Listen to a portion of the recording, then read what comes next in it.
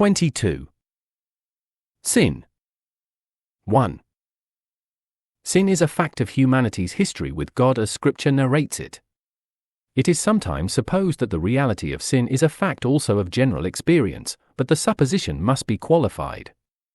Our large or small moral disasters ought indeed to appear as sin to any who notice them, but this is because we ought all to be conducting our lives toward humanity's only actual goal in God and experiencing our lives and those of others within that narrative. As it is, we are protean in our ability to obfuscate reality, to interpret our sin as mistake or failure, or within decadent Western modernity as the result of illness, and this skill itself belongs to one aspect of sin, the last to be considered in the following discussion. The only possible definition of sin is that it is what God does not want done. Thus, if we do not reckon with God, we will not be able to handle the concept, without acknowledging God, we can, though perhaps not for long, speak meaningfully of fault, and even of crime but not of sin. Moreover, nothing in the following should be construed as attempting any further definition of sin. All that is intended is some display of the fact of sin in a few of its aspects. Even in that, we will sometimes proceed impressionistically or curtly, since we will merely be showing negations of human characters analyzed in preceding chapters. History's entire tedious smorgasbord of sins presents only various ways of not being one thing, righteous. It also follows from this definition that we cannot and must not try to understand how sin is possible, since what God does not want is not possible, except of course that in this case it nevertheless happens. On the other hand, once sin is there it is only too understandable. The aphorism again holds, starting from righteousness, sin is inexplicable, starting from sin, righteousness is inexplicable. As for the terrible question posed by God's actual permission of sin, this work has done what it can with that and will not here return to the struggle. Theology has expended some energy in asking which kind of sin is most basic. Very little depends on answering this question. Even the unavoidable attempt to distinguish kinds of sin, in order to have headings under which to organize discussion, cannot escape a certain air of arbitrariness. We have to begin someplace, and one aspect of sin does seem to claim the honor, or rather the infamy. We will consider sin primarily as idolatry or unbelief. Then we will consider it as lust and injustice, and finally as despair. 2. The Old Testament judges Israel first, last, and foremost for idolatry, and when Paul specifies the occasion of God's wrath against the Gentiles, he adduces only one thing, that they have served the creature rather than the Creator. You shall have no other gods besides me is the first of the commandments, and jealousy the first of the Lord's attributes. One can serve the Lord, or one can plunge into the religious world's welter of possibilities and quests, but one cannot do both at once. Within the Western Church and the culture shaped by her, the possibility and nature of false religion have been probed more deeply than ever before or elsewhere. What must be called the critique of religion has become an enterprise with its own history, the thread of which has been lost only in the very last decades. We will pick up that history at its modern stage, from which we have just named it. Critique is a key word of modernity generally. As we have noted in other connections, the 18th century Enlightenment consisted in drawing lessons from the experience of the previous century. The most creative lesson was the power of the new science, and the culturally decisive component of the new science's epistemic policy was the critique of appearances. It certainly appears that the sun goes round the earth. The archetype of new science was persistence in asking, with a quixotically open mind, but does it really? Let us look again and more closely. Enlightenment was the determination to apply this policy universally, and so not only in the external creation but also to the hitherto intractable problems of human life. When critical thinkers then undertook the critique of human appearances, the inevitable first and primary object of suspicion was Christian religion, in its European-American role as established religious opinion and practice. It was handed-on wisdom which new science had discredited as mere bondage to appearances. Generalizing this pattern, the Enlightenment applied a hermeneutic of suspicion to all established tradition. In the case of religion, there might have been some difficulty in finding a standard of judgment. But Christian theology itself seemed to point to one, in that natural theology it had recognized as its partner and sometimes as its foundation. For if there is indeed a theology given with our nature, it must itself be immune to contest by us. This left more specifically Christian doctrine to fill the role of questionable appearances. The Enlightenment's suspicion-driven critique of distinctively Christian teachings was begun in English-speaking nations and exported. Already Herbert of Cherbury, in the early 17th century, had come to what would be the Enlightenment's classical results. Cherbury renounced revelation just because it occurs within and creates particular tradition. Reason must strip away the narratives and rites introduced in history to reveal a faith whose tenets are natural to humankind universally. There is a personal supreme being, virtue is his appropriate service, failure of virtue requires repentance. In this and a future life God will reward virtue and repentance. From John Locke's followers in Britain to the Broad and Catholic party in New England to the Neologian of Germany, the critique will be much the same throughout the 18th century, and the resultant catechism similar, though not always so bracing. After a respite initiated by Schleiermacher, the critique of religion recurred and intensified at the mid-19th century, in the thinking of Ludwig Feuerbach. Feuerbach's advance on the original Enlightenment was that he adopted Schleiermacher's conception of religion as a unitary human propensity and so eliminated natural religion's immunity to critique. All our concepts and pictures of God are interpreted as human projections of human values, and so as what Judaism and Christianity mean by idols. The storm of critique on this principle then broke with Karl Marx, Friedrich Nietzsche, and Sigmund Freud. Since also the natural theology was now suspect, the norms of this assault were unclear, if not indeed deliberately camouflaged. Finally, Christian theology took the critique of religion back into itself and just so perfected it, with the book that made the young Karl Barth famous and marks the division between modern and postmodern theology, his commentary on Romans of 1922.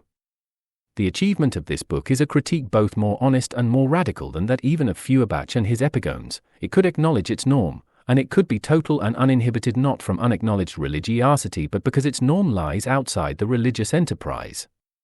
The message of Jesus' death and resurrection appears as an event adventitious to the human religiosity amid which it occurs, or so Barth's Romans and this work claim.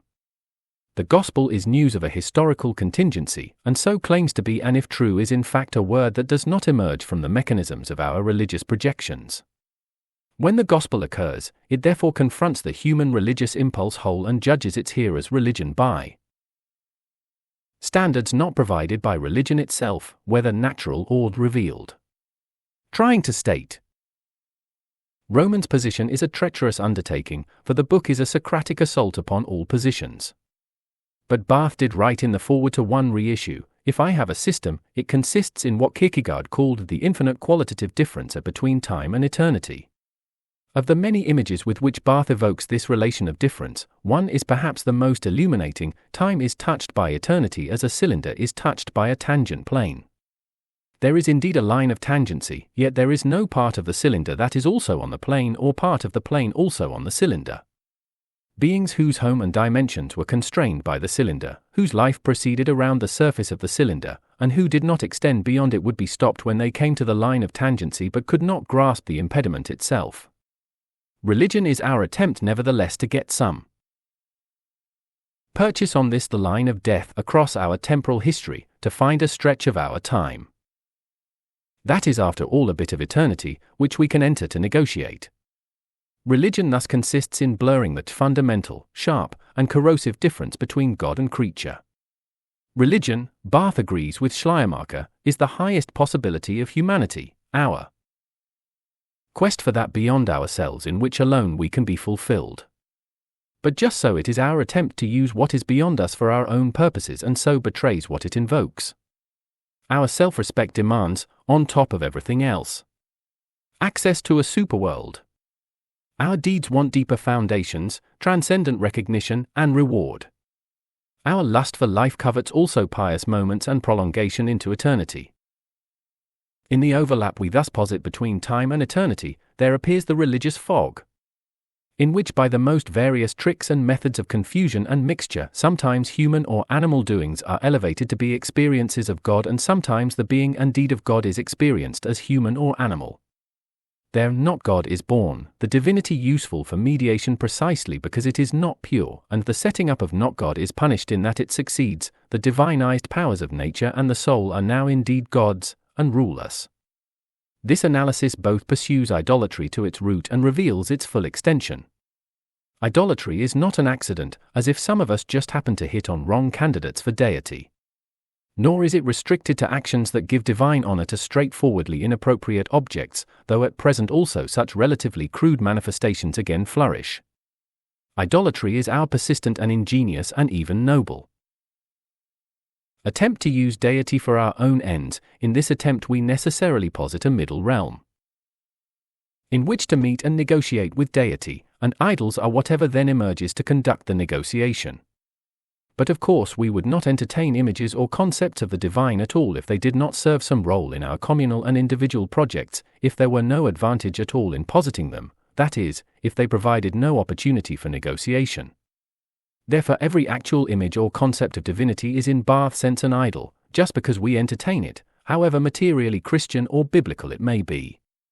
If this critique is right, there can be no exit from idolatry except perfect nihilistic irreligion, were it possible, or the contingent event of God's word and of faith in it, when and as this occurs.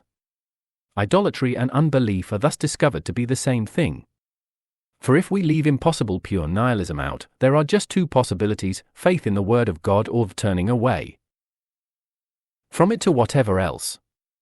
Eve and Adam, that is, humanity, did the second when they disobeyed God's explicit command, positing a less arbitrary God than the real one. The writing or sympathetic reading of this book, filled as it is with ideas and images of God, can therefore only be an act of idolatry, except insofar as the Spirit appropriates our writing and reading to the Church and her sacramental and verbal speaking of the Gospel. With mention of Church and sacraments, however, we move in a way Barth did not. For the rescue from idolatry remains enigmatic within Romans, nor will we now seek it quite where Barth later did. Martin Luther's well-known description of sin as the incurvature of the soul upon itself is initially an account of idolatry, and very like Barth's. Luther's primal spiritual and theological problem was a radical version of the traditional Augustinian problem of distinguishing true from false worship. Sin, for Luther, is first of all that we seek to use deity for our own purposes and so must invent gods that can be used. The reforming polemic against works righteousness is simply an inner-churchly version of this. We will not let God be what he really is, the absolute giver who brooks none of our contributions and who just so cannot be manipulated, and thus we craft a false God even from biblical and Christian materials. Luther's first solution was the theology of the cross, which held that the real God manifests himself so exclusively in suffering that no one could possibly seek him in self-serving fashion. This solution is congruent with Barth's Romans. But Luther's mature solution was that idolatry is broken rather by the true God's objective intrusion as the Church's audible and visible word. It will be seen that Luther's later insight has been all along a warrant of the system here offered. God puts himself as an unavoidable object in our way, and so makes moot the question of our meaning in seeking him. We may say that God makes himself the ineluctable object of some of our images and concepts, those provoked by his intrusion, and so makes them true despite the idolatrous character they have as images and concepts we have crafted. All these subtleties said, we can return to a simplicity: there is a difference between believers in the true God and idolaters. For believers are indeed objectively confronted with the true God and captivated in that confrontation, however perverse their reasons for enduring the captivation and however idolatrous the images and concepts by which they do it.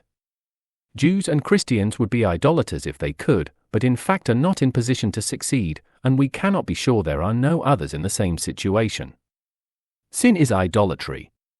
We are sinners in that we revolve in our own self-reference and do so piously.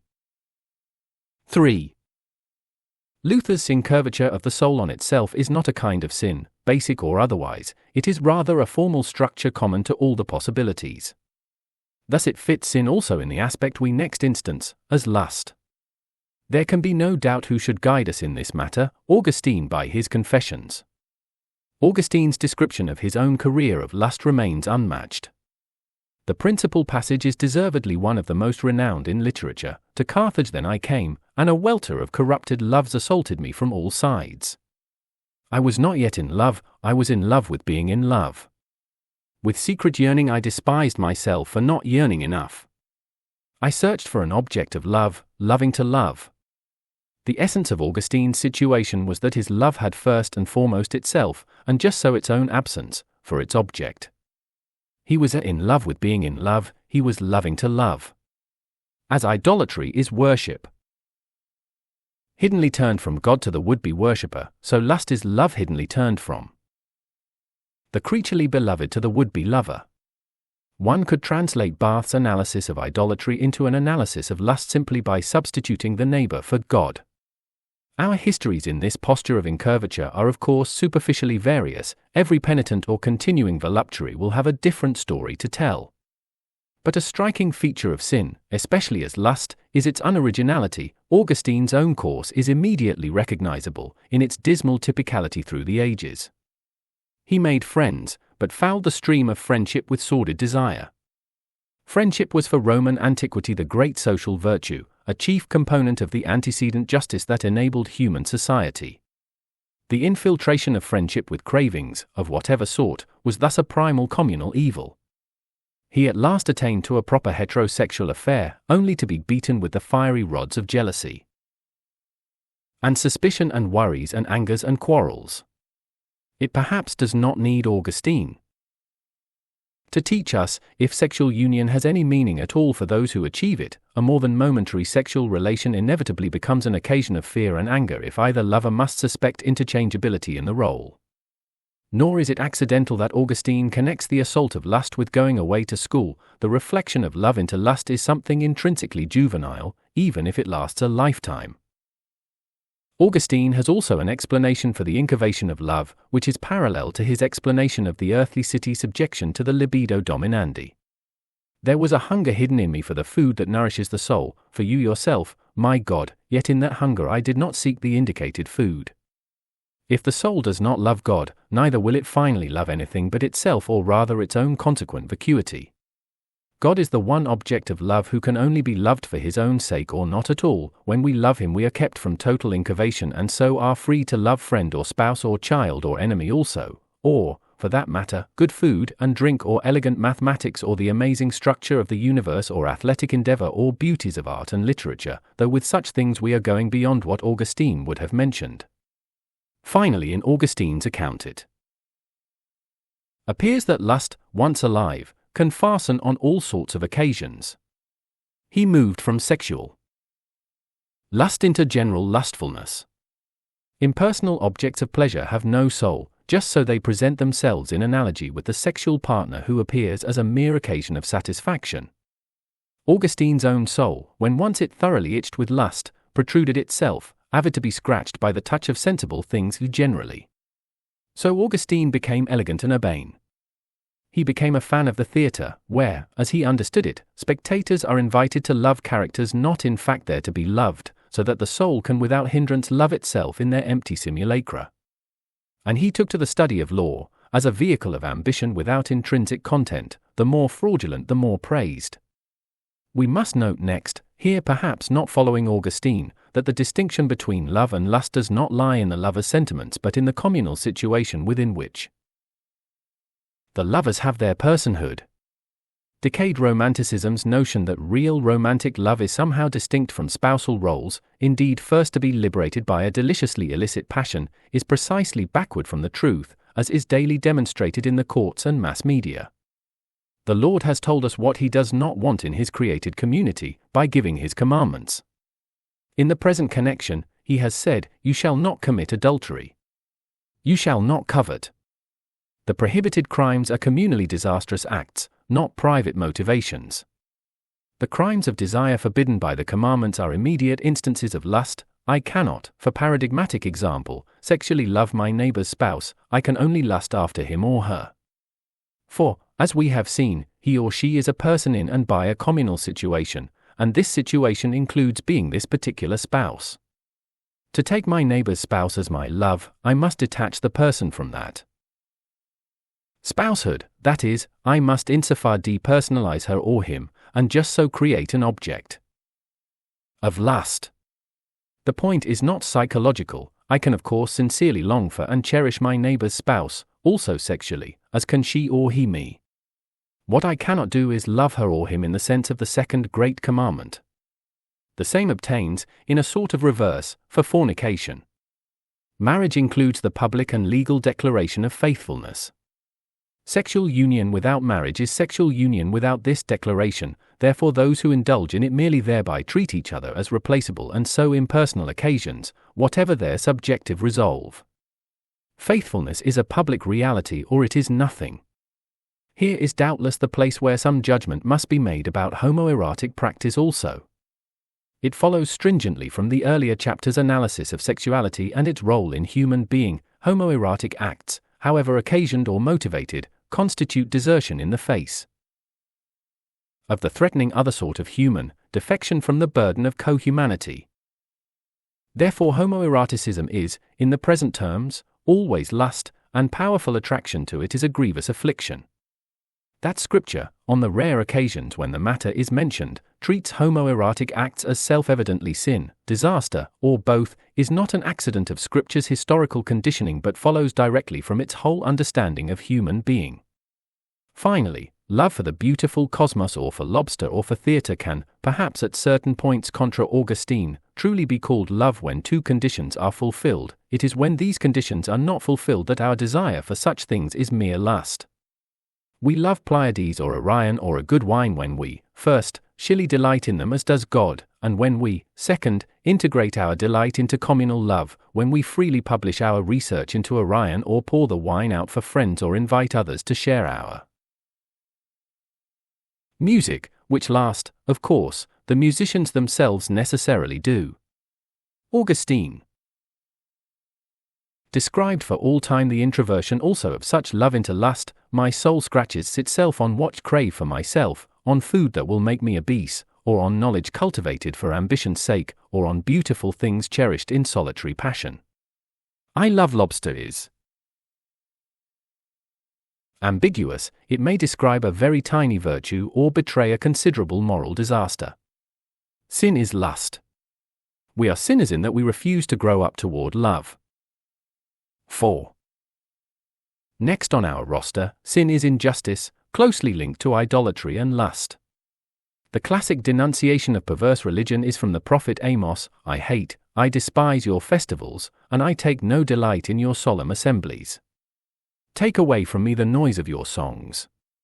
The Lord speaking by Amos then demands, as the alternative to rejected worship, not cultic or theological reform but, let justice roll down like waters, and righteousness like an ever-flowing stream. And those who need the rebuke and the exhortation are the lustful who drink wine from bowls, and anoint themselves with the finest oils, but are not grieved over the ruin of Joseph. Amos leaves no doubt what injustice is, which fulfills lust and empties worship. The unjust are those who trample the head of the poor, and push aside the needy in the gate. They pant for the opening of the business day, in which as untroubled denizens of the market they will take whatever profit the market will sustain. 2. Include a telling item from Amos's follower Isaiah: they add field to field, until there is room for no one but themselves. And in such pursuits they necessarily hate the scrupulous judge who reproves in the gate, and indeed those who speak the truth are generally. Injustice is the straightforward negation of righteousness, that is, injustice is the action of those who do not take their roles in community as opportunities of love. The connection between idolatry and the endemic injustice of this world was, we may remind ourselves, seen clearly by Augustine. False religion is the thing that makes earthly polities merely earthly, that is, founded in mere simulacra of justice. Moreover, Augustine's critique of religion anticipated Barth's: what ails false religion is its posit of a realm of intermediary beings, in whom time and eternity are mixed. The problem with such divinities is that they cannot finally keep us from devouring one another. That can be done only by the command and mercy of the one God we cannot turn to our advantage. The previous sentence has a somewhat Hobbesian ring, in its expectation that, in Thomas Hobbes's own language, a war of every man against every man can be averted only by a common power set over them. But Augustine and this system have in mind God as the power of love, antecedent to violence, whereas Hobbes has in mind a coercive human sovereignty, consequent to an original state of war. The great co-founder of modern political theory described with precision the birth from violence of Augustine's unjust society. But Hobbes intended his description positively, as an analysis of the origin of the only justice he could imagine and as the theoretical basis of the modern political regime. The first notable feature of Hobbes's analysis is the entire absence of God as an agent. And the second is a correlated inflation of the notion of human dominion.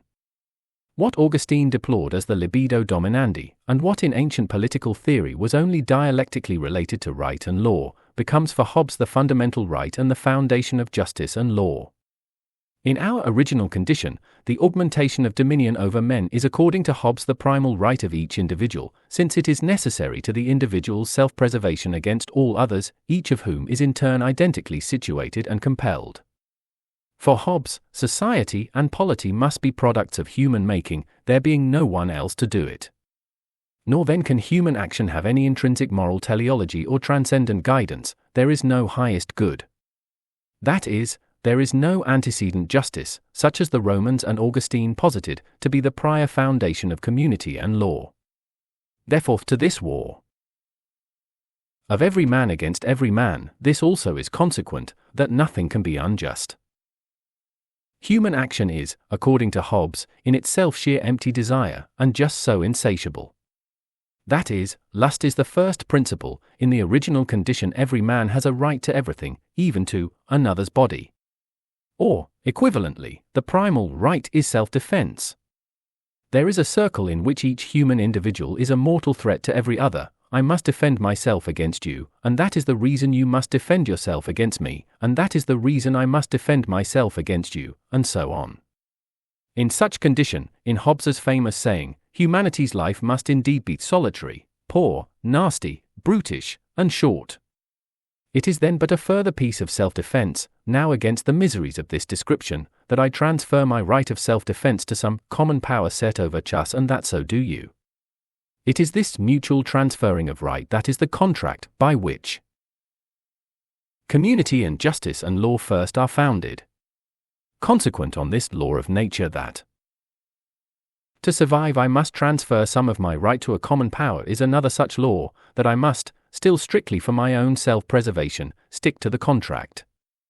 And this second law of nature is the sole fountain and original of justice. Finally, the sovereign power, whatever may be its constitution, is absolute once in place. It is subject to no review and no inherent right of reform. Any limitations are either fictitious, with the fictions themselves belonging to the apparatus of power, or destructive of the state. What Hobbes has described as the proper human polity is in fact the sheer absence of community, a polity in which empty individualism and collective tyranny each perfect the other, with nothing in between. Because there is God, such a condition cannot in this world be fully attained by any human group. Hobbes has in fact described the political aspect of eternal damnation. But in the measure to which the mandate of heaven is unheard in a society, in that measure the society will approximate to this condition. Therefore any actual polity short of the kingdom will fall somewhere between Hobbes's hellish polity and Augustine's heavenly one. The evil symbiosis of collective tyranny and insatiable individualism will be somewhere at work in it, ready to destroy both the community and its members. It and we in it will more or less fit Amos's description of the unjust and be more or less at risk for Amos's condemnation. Western modernity's liberal regime has recently been much diagnosed in these terms, often as if it were something new, and indeed it is the only regime to date whose ideology has taken the symbiosis of tyranny and lust for a good thing. But Western modernity only shows blatantly what under one or another disguise infects every community. Description of this baleful dialectic is not despair, the next aspect of sin to be delineated. Since God in fact rules, there can if he grants it be relatively good polities, and these can be made better, and truly reprehensible polities can be survived and even overthrown. In this age, we can neither live exclusively in the polity of God nor quite attain to damnation, no matter how hard we strive for the latter, and it makes a great deal of difference at what point in the intermediate spectrum we find ourselves. It makes a difference simply because Christians must wish their neighbors well. Sin is injustice. We are sinners in that we oppress and subserve one another, in that we parry the demands of community. 5. I am not self-existent, the condition of my own hypostasis, but I can pretend to be. My essence and my existence are distinct, but I can pretend they are not. And I can and do try to live out that pretense, in violation of the conditions by which I exist to pretend anything. Noting this possibility, we come to despair. Sin as despair is the effort to suppress Augustine's restlessness that draws our hearts to God. Sin as despair is acting as if I were not delivered over to the future, as if in what I already am I were my proper self. If we were to allow ourselves a second definition of sin, it would be a description of despair that would provide it. Jesus told the parable, the land of a rich man produced abundantly. Then he said, I will pull down my barns and build larger ones, and there I will store all my grain and my goods. And I will say to my soul, Soul, you have ample goods laid up for many years, relax, eat, drink, and buy merry. We are threatened by the onrush of the future, by the possibility of future crop failure or of too consuming love or of God's forgiveness or of a falling brick. Sin as despair is that we set out to guarantee ourselves against such threats. Like the man in the parable, we store up the past, last year's harvest and last year's deeds of love and plans already formulated, pretending the store will last forever. But of course it hardly needs a specific voice in the night to say, you fool. By every word of moral sense that God gets through our defenses, He makes us know that some night our life will be demanded of us, and that we cannot control what night that will be. Then whose will it be, all this stored up self of mine? Thus what we usually call optimism is a contrary of hope and is a mode of despair. Optimism is the conviction that all we have with which to invoke a better self and a better community and a better world is what we are in ourselves, and the insistence that this must be enough. What we more usually call despair is the same conviction and the knowledge that it is not enough. Despair is a more psychological aspect of sin than others we have considered. We will not delay long with its possibilities, they are too multifarious. Refusal of the future is self-destruction, and it therefore creates and sets free within us impulses and voices that counsel death. What if Coke kills? Who cares? Curse God and die. You know the word that will finally destroy your spouse's affection and end your happiness. Say it. Exploration of this deadly inwardness is beyond the bounds of this work. We observe only, the line between such sin and what we have been taught to call mental illness is indefinite and porous, if indeed it obtains at all. If warehouses do not prove an adequate fortress, if indeed all earthly treasuries are places where moth and rust consume and thieves break in and steal, and if seeing this we flirt with more overt despair, we have one final refuge from the future, we can become religious. We can pretend to heed the rebuke, you fool, and try to recruit its speaker to the further improvement of our barns. We are returned again to idolatry. We have several times glanced at this feature of religion but must now note it explicitly. Human religion as such is refusal of the future. Perhaps there are only two possible deities, the gods whose transcendence is the fixity of the past and the security we seek in it, and the God whose transcendence is the unmanageability of his futurity. The first deity is Barth's not God, the second is the God of the Gospel. The first deity is the divinity of the religions, including the Christian religion insofar as we use also the religion for our defense against the future. The second is the God against whose futurity we try to barricade ourselves. The coincidence of despair and religion strives toward a summum malum, which in its forms within Mediterranean antiquity and descendant civilization is often labeled Gnosticism. This is the identification of divinity with the posited but in fact non-existent unity of the human subject with itself at its transcendental point of origin. James's description of exigent introspection's quest, if cast in overtly religious language, would be a classical exposition of Gnostic despair. Since despair would be the essence of sin if it had one, a panoply of despair's aspects could again open before us, leading beyond the limits of this work. We will limit ourselves to one, that may not commonly be so identified. 6. Rationality is not a capacity, it is rather a virtue, and irrationality is not an incapacity but a sin of despair. Rationality is epistemic openness to God's future. It is obedience to the command, be prepared to change your mind. Test your opinions, by whatever are in any instance the appropriate warrants. Sin as irrationality is disobedience to this command. Rationality as a virtue is, like other virtues, variously shaped in the histories of particular human communities. It is differently displayed in the glories of Confucian wisdom and of Western science and of Persian poetry and in all such achievements. The universally identical command to be rational, on the other hand, is like all fundamental commands negative, the prohibition of a crime. An irrationality is indeed a crime. When I maintain my opinions merely because I already hold them, I shut myself against the future and so against the new possibilities others represent to me.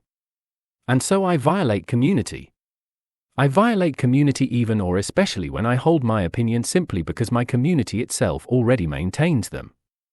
Thus the command of rationality is in itself obvious. Yet obedience to it is rare and partial. The usual policy of humankind has been to take myth as the paradigm of truth and so to take the untestedness of an opinion as the standard of its viability.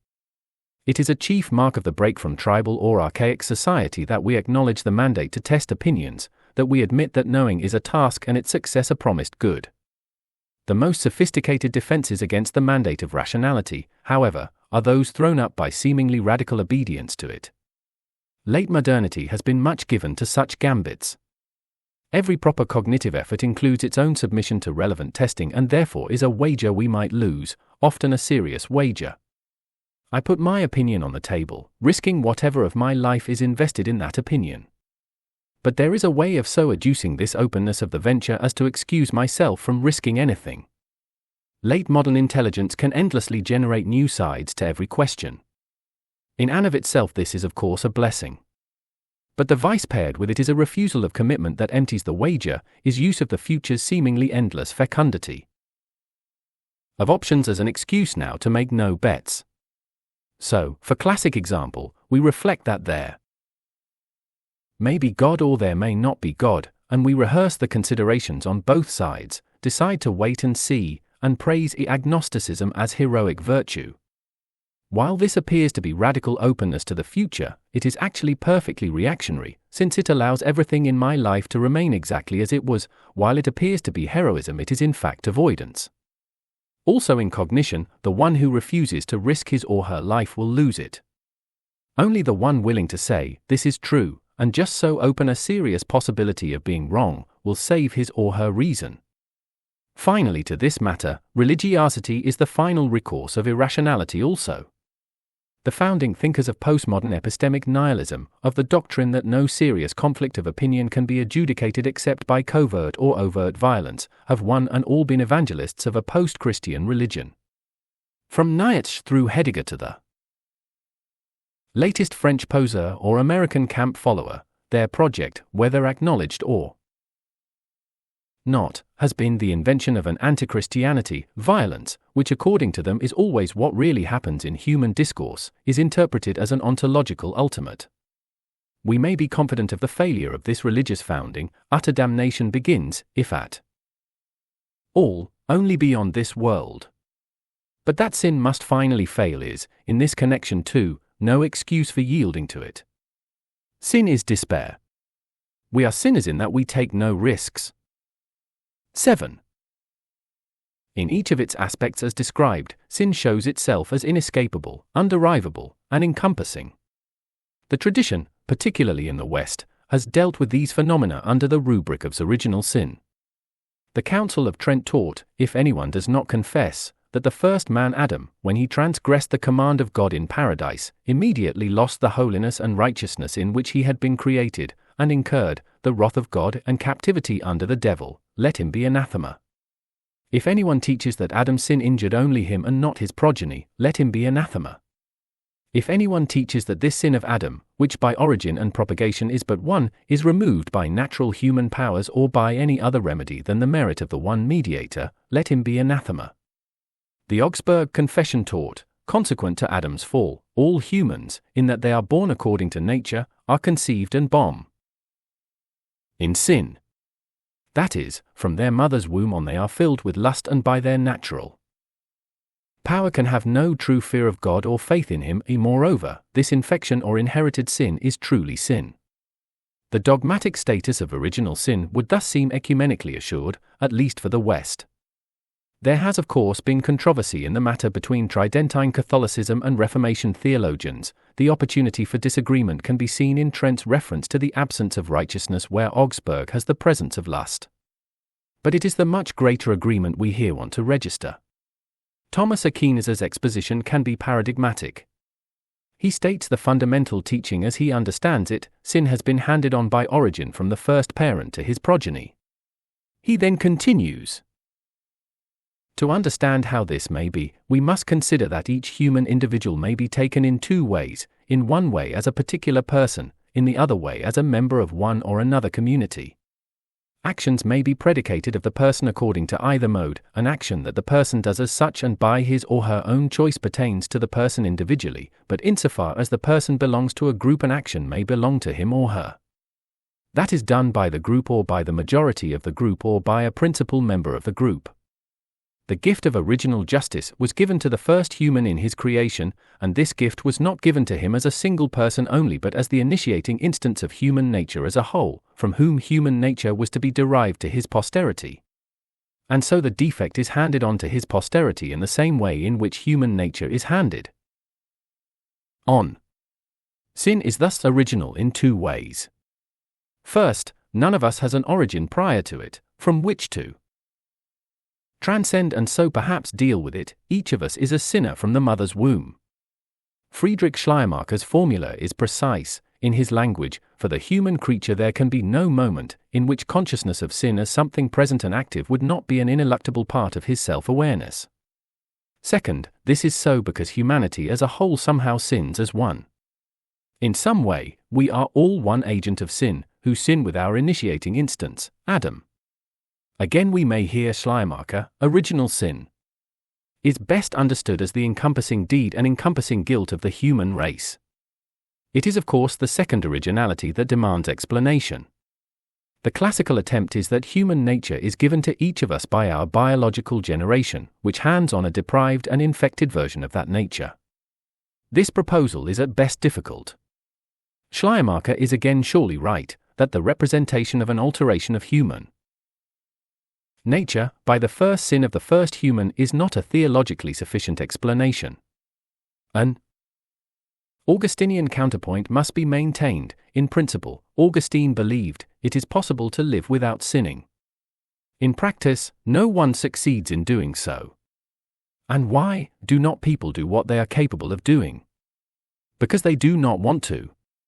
The difficulty with the classical proposal is its use of the notion of human nature. This in itself suggests an impersonal something that makes humans human, and the alteration of which would imply an alteration in the definition of humanity. We have in fact conducted our discussion of humanity almost entirely without using the notion. If it were to be introduced, it would be with the interpretation given in the first volume: for each of us to have human nature is to play a part in the coherent history of humanity, which is made one and coherent by the one determinate call of God to be his partner. Within the metaphysics that this work has bit by bit proposed, on the other hand, there is no difficulty in seeing how idolatry, lust, injustice, and despair are both my acts and acts of all of us historically together, and how they are the one precisely and that they are the other. I am one with myself by and in the communities that present me with myself, and vice versa. These communities are what they are by the actions of the persons bestowed on them. Humanity is finally one diachronically extended community, and that community and we in it are idolatrous, lustful, unjust, and despairing. Moreover, we just so are compelled to posit a fall of humankind, occurring within created time. Hominids who do not yet invoke God cannot sin. But so soon as members of the human community are on the scene, they in fact do. This is the lamentable puzzle of the matter. The story told in the 3rd chapter of Genesis is not a myth. It does not describe what always and never happens. It describes the historical first happening of what thereafter always happens. Moreover, had it not happened with the first humans, it could not have happened at all, since then the first humans would have been omitted from an encompassing deed of the human race. We may one last time pose the question, who were Adam and Eve? And in this context the answer must be the first community of our biological ancestors who disobeyed God's command. 8. Finally, we must note a sort of analogy to human and angelic sin in the rest of creation. The famous Pauline passage is hard but cannot be ignored. The creation was subjected to futility, not of its own will but by the will of the one who subjected it, in hope that the creation itself will be set free from its bondage to ruin and will obtain the freedom of the glory of the children of God. We know that the whole creation has been groaning in labor pains until now, while we wait for adoption, the redemption of our bodies. The diction of the passage comes from the tradition of apocalyptic. In it, creation refers to the human and other than human creation together as one subject of suffering and striving. This whole is here taken insofar as it is determined not by human guilt but by the innocence of the other creatures. Creation as a whole has not itself willed its condition. In the narrative of the passage, creation is poised in the moment just before its great deliverance, when its teleology will be fulfilled in the glorification of the totus Christus. But until the labor of this birth is over, the creation is subjected to pointlessness and to endings that are merely endings. The world that tempts us to take it as a pointless and declining cosmos is a world whose true teleology has somehow been agonizingly suspended. Just at this point, we may think of the devil and his fallen angels. For if the angels are the inner creaturely reality of creation's direction to God, then demons must be precisely gaps in created teleology, junctures where creation's dynamism can skid out of control. This subjection is, according to Paul, decreed by God, and precisely as a hopeful act. How the act can be hopeful is not explicitly stated. But the presumption must be that a creation that simply continued on the way of its own teleology while humanity went on the way of sin could not suffer the birth pangs of that humanity's redemption, while an adoption of human children into glory that occurred independently of the rest of creation would not be a redemption of our bodies. We must, surely, halt here. The mystery of evil that is not sin or caused by sin, of arbitrary disaster to the garden we are given to tend and of undeserved, for often it is, disaster to us from that garden, can hardly be plumbed very far. What little the present structure of thought can offer to that point has already been offered. Jesus said, those 18 who were killed when the Tower of Siloam fell on them, do you think that they were worse offenders than all the others living in Jerusalem?